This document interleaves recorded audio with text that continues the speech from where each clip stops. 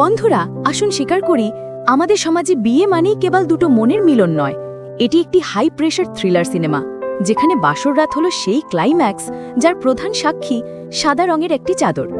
বাঙালি পুরুষের কাছে Russia Ukraine যুদ্ধে কে জিতবে তার চেয়ে বড় প্রশ্ন হচ্ছে ভার্জিন কিনা। কেউ কেউ যেন এই রাতে সিআইডির গোয়েন্দা বনে যান।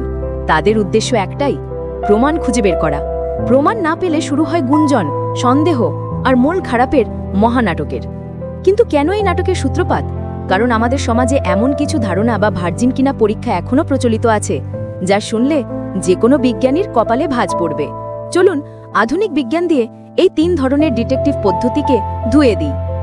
Number 1, the black coffee syndrome, রক্তপাতের মহানাটক। যদি নববধূ কুমারী হয় তাহলে প্রথম সহবাসে অবশ্যই রক্তপাত হবে, এটি নাকি প্রকৃতির অলঙ্ঘনীয় নিয়ম। কিন্তু আসল সত্যটা হলো এই ধারণাটি বিশাল হাস্যকর রকমের ভুল। ধরুন 100 জন নারীর ওপর গবেষণা হলো, সেখানে দেখা গেল প্রায় 44 জন নারী প্রথম সহবাসে রক্তপাতের নাটকে অংশ নেয়নি, মানে প্রায় অর্ধেক মহিলা স্ক্রিপ্টই ফলো করেনি। রক্তপাত কেন হয়? কারণ জবরদস্তি অথবা পিচ্ছিলতার অভাব। যদি যোনিপথের দেয়ালে সামান্য টান লাগে তাহলেই রক্তপাত হতে পারে। এটা আসলে দুর্ঘটনা, কোনো কুমারিত্বের সনদ নয়। রক্তপাত না হলে সে কুমারী নয়, এই কথা বলার অর্থ হলো আপনি প্রকৃতির কাছে আপনার নৈবেদ্য খুঁজে পাননি, ব্যাস। নাম্বার 2, সতীচ্ছেদ কি শক্ত পাথরের দরজা নাকি ইলাস্টিকের খেলনা? সাধারণ মানুষের ধারণা হাইমেন বা সতীচ্ছেদ পর্দা হলো দুর্গের গেটের মতো, যেটা কেবল সহবাসের চাবি দ্বারাই ভাঙা যেতে পারে। কিন্তু মজার ব্যাপার হলো হাইমেন আসলে দুর্গের গেট নয়, এটি হলো একটা পাতলা নরম ইলাস্টিক টিস্যু। কল্পনা করুন, এটা একটা বেলুনের মতো, যা সহজে প্রসারিত হতে পারে।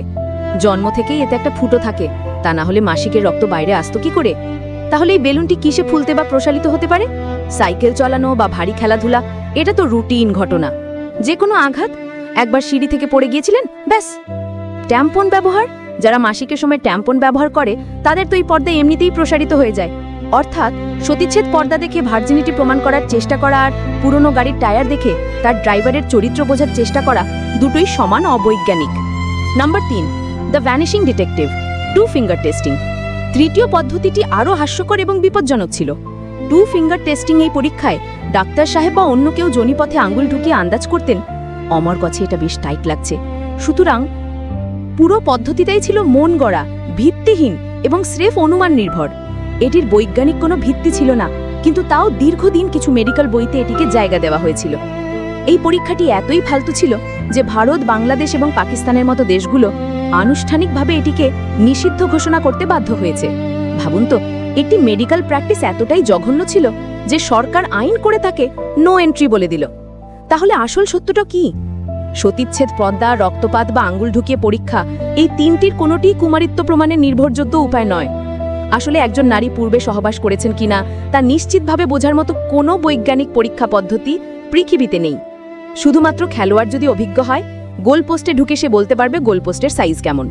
বিয়ে হচ্ছে মন আর বিশ্বাসের ব্যাপার, কোনো সায়েন্স ল্যাবের টেস্ট টিউব নয়। রক্তপাত খোঁজার বদলে ভালোবাসার দাগ খুঁজুন, জীবন সহজ হবে। তো বন্ধুরা, ভিডিওটা ভালো লেগে থাকলে অবশ্যই লাইক, কমেন্ট ও সাবস্ক্রাইব করতে ভুলবেন না। দেখা হচ্ছে পরের ভিডিওতে। ভালো থাকুন, সুস্থ থাকুন।